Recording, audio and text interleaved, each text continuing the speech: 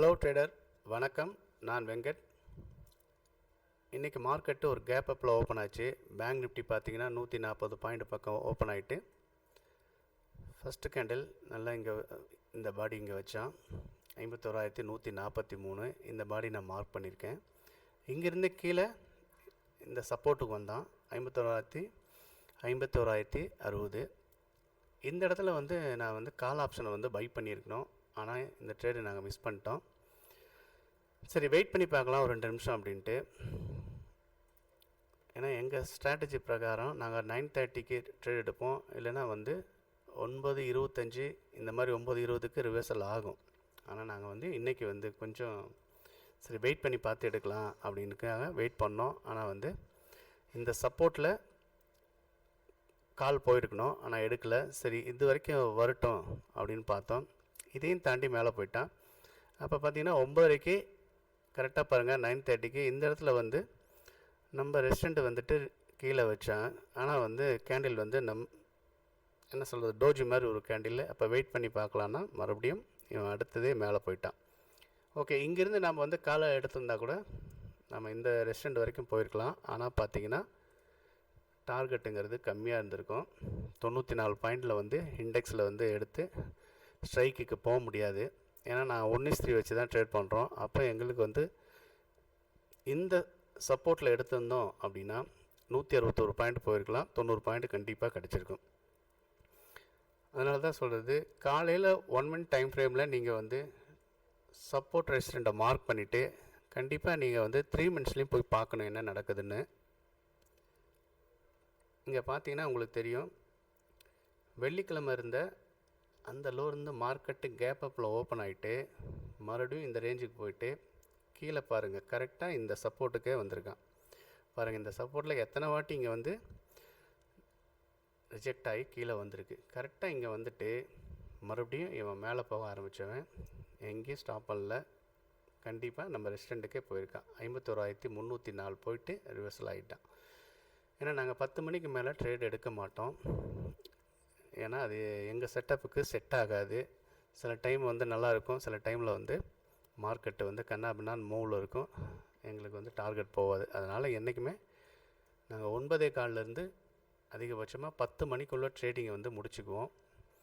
இன்றைக்கி trade miss பண்ணிட்டோம். இருந்தாலும் பரவாயில்ல, நோ ட்ரேடு தான். மறுபடியும் நாங்கள் ட்ரை பண்ணல. அப்படியே நாங்கள் ட்ரை பண்ணியிருந்தால் இந்த 9:30க்கு இங்கே வந்திருக்கணும். இந்த ரெசிஸ்டண்ட்டுக்கு இந்த ஃபஸ்ட்டு கேண்டிலோட பாடியை க்ளோஸ் பண்ணியிருந்து அப்படின்னா இங்கே வச்சுருந்துன்னா கண்டிப்பாக இங்கேருந்து நம்ம டார்கெட்டு இது வரைக்கும் வச்சுருப்போம். 190 பாயிண்ட் நம்மளுக்கு கிடச்சிருக்கும். அப்போ நம்மளுக்கு என்ட்ரி, சரியான என்ட்ரி இந்த 9:21க்கு தான் அங்கே எடுத்துருக்கணும். இல்லை அப்படின்னா உங்களுக்கு 9:24க்கு எடுத்துருக்கலாம். இல்லை அப்படின்னா என்ட்ரியே கிடையாது. இந்த இடத்துல போயிட்டு நீங்கள் 10 மணிக்கு மேலே ட்ரேட் பண்ணுறவங்களா இருந்தால் உங்களுக்கு இந்த ரெசிஸ்டண்ட்டு ஒர்க் ஆகும். நாங்கள் பண்ணுறதில்ல. நீங்கள் தொடர்ந்து வாட்ச் பண்ணிங்கன்னா உங்களுக்கு தெரியும். அதிகபட்சமாக 9:30 இல்லைன்னா 9:45 10 மணிக்கு ட்ரேடு கிடைச்சாலும் அதுக்கு மேலே கிடைச்சாலும் எடுக்க மாட்டோம். தொடர்ந்து வாட்ச் பண்ணுங்கள். காலையிலேயே ஓப்பனில் ஃபஸ்ட்டு கேண்டில் க்ளோஸ் ஆனோடனே நீங்கள் மார்க் பண்ணுங்கள். சப்போர்ட் ரெசிஸ்டண்ட்டும் மார்க் பண்ணுங்கள். மேலே 2 ரெசிஸ்டண்ட்டும் கீழே 2 சப்போர்ட்டும் மார்க் பண்ணிட்டீங்க அப்படின்னா உங்களுக்கு எந்த லெவலில் மார்க்கெட்டு இன்றைக்கி மூவ் ஆக போகிறோம் அப்படிங்கிறது ஓரளவுக்கு உங்களால் ப்ரெடிக்ட் பண்ண முடியும். எந்த இடத்துல ரிவர்ஸ்மெல் ஆகுவான், மார்க்கெட்டு மேலே போய்ட்டு இருந்தவன் கீழே எங்கே மறுபடியும் சப்போர்ட் எடுத்து மார்க்கெட்டு மேலே போவோம் அப்படின்னு உங்களால் ஈஸியாக புரிஞ்சிக்க முடியும். பார்த்தீங்கன்னா உங்களுக்கு தெரியும் இந்த இடத்துல எப்படி ரியாக்ட் ஆகிருக்கு அப்படின்ட்டு. கரெக்டாக இந்த இடத்துல மார்க்கெட்டு மேலே போயிருக்கான். அதே மாதிரி தான் கரெக்டாக இங்கே போட்டு 5 மினிட்ஸில் போட்டு பாருங்கள். இந்த இடத்துல ஸ்ட்ராங்கான சப்போர்ட்டோ ரெசிஸ்டண்ட்டோ இருக்கணும். இல்லை அப்படின்னா இந்த இடத்துல ரிவர்ஸ் நடந்திருக்காது. நான் என்ன நினச்சேன்னா, சரி இங்கே மார்க்கெட்டு இந்த இடத்துல ரிவர்ஸ் ஆகும், இங்கேருந்து நம்ம புட்டை ட்ரை பண்ணோமா, இந்த கேப்பை இன்றைக்கி ஃபில் பண்ணுவான் அப்படின்னு வெயிட் பண்ணோம். ஆனால் நடக்கலை. அதுதான் சொல்கிறது, மார்க்கெட்டில் நாம் நினைக்கிறது என்றைக்குமே நடக்காது. மார்க்கெட்டு என்ன செய்தோ அதுக்கு தகுந்த மாதிரி நம்ம ட்ரேட் பண்ணிவிட்டு ட்ரேடிங்கை க்ளோஸ் பண்ணிக்க வேண்டியதான். இப்போ பாருங்கள், கரெக்டாக இந்த கேப்லேயே தான் மணி 12:42 ஆகுது. அப்படியே மூவ் ஆகிட்டுருக்கான். இதுக்கு மேலே பார்த்தீங்கன்னா பெரிய மூவ் கொடுப்பானா அப்படின்னா இந்த ரெசிஸ்டண்ட்டை உடைக்கணும், இல்லை இந்த சப்போர்ட்டை தாண்டி கீழே வரணும்.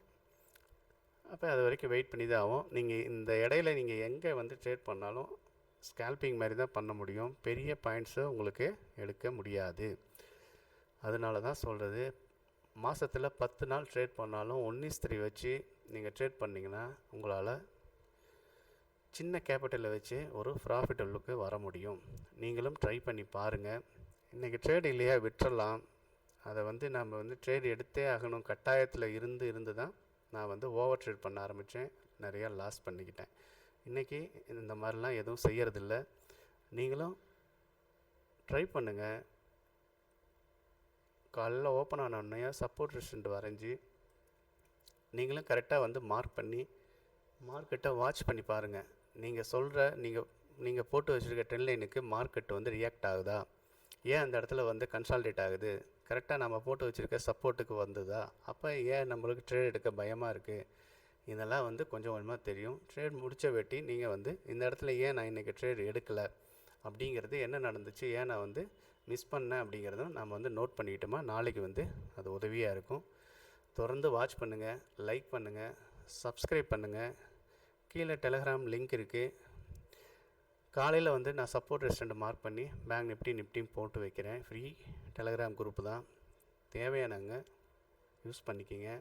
நீங்களும் காலையில் சப்போர்ட் ரெசிஸ்டண்ட்டை வரைஞ்சி ட்ரை பண்ணி பாருங்கள், உங்களுக்கும் புரியும். சப்போர்ட் ரெசிஸ்டன்ட் மூலிமா ட்ரேட் எடுத்தால் நம்ம பர்ஃபெக்டாக ஒரு என்ட்ரிக்கு உள்ளே போவோம். இன்றைக்கி பாருங்கள், எந்த கன்ஃபியூஷனும் இல்லை. அதுக்கு மேலே எங்களுக்கு 10 மணிக்கு மேலே ட்ரேட் இல்லை அப்படின்னா நாங்கள் க்ளோஸ் பண்ணிட்டோம். No trade. ட்ரேட் எடுக்க வேண்டிய அவசியமே இல்லாமல் போயிடும், கேபிட்டலும் சேவ் ஆயிரும். அதை நீங்கள் புரிஞ்சுக்கங்க. ஓவர் ட்ரேடு பண்ணுறதுக்கு வாய்ப்பே வராது. இந்த சப்போர்ட் ரெசிஸ்டன்ட்டில் நம்மளுக்கு என்ட்ரி, நீங்கள் இந்த இடத்துல வந்தோன்னா நீங்கள் என்ன வச்சுருக்கீங்களோ செட்டப்பு, எந்த இண்டிகேட்டர் யூஸ் பண்ணுறீங்களோ அது உங்களுக்கு இந்த இடத்துல பை சிக்னல் கொடுக்குதா அப்படின்னு வாட்ச் பண்ணுங்கள் தொடர்ந்து. அப்போ எந்த மாதிரி உங்களுக்கு நீங்கள் இண்டிகேட்டர் யூஸ் பண்ணுறீங்களோ அது உங்களுக்கு எப்படி இந்த சப்போர்ட் ரெசிஸ்டன்ட்டில் ரியாக்ட் ஆகுதுன்னு பாருங்கள். அதுக்கு தகுந்த மாதிரி நீங்கள் ட்ரேடிங் ட்ரை பண்ணுங்கள். தொடர்ந்து வாட்ச் பண்ணுங்கள். நன்றி.